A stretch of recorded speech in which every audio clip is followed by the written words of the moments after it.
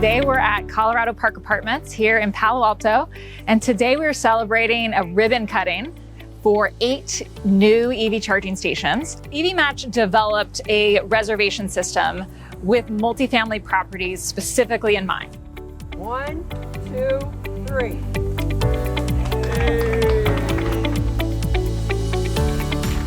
Well, a lot of Californians live in multifamily homes. And so, of course, we want everybody in California to have access to an EV. And it's easier if you have charging at home.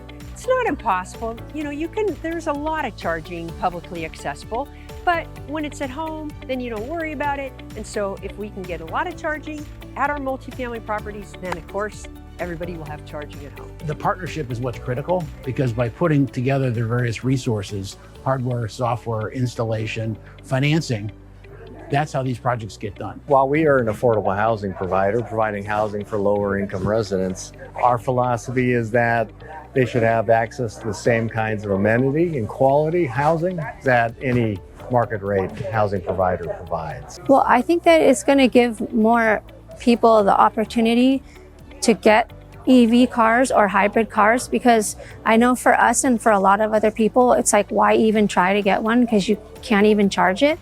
So I think for communities like us, being able to charge our car, it's going to give more people the chance to own one of these types of cars. California is really ahead of the curve on a lot of these things. They'll provide you funds to help you with a company like my company to install a charging station at your property. We are funding publicly accessible EV charging infrastructure up and down the state. And then of course, we are looking at other types of incentives that we'll offer to, counter what the feds are doing. These local programs are doubling down on their investments. They, in many ways, are responding to the federal government's retracting by putting more support, more money, more effort into this work.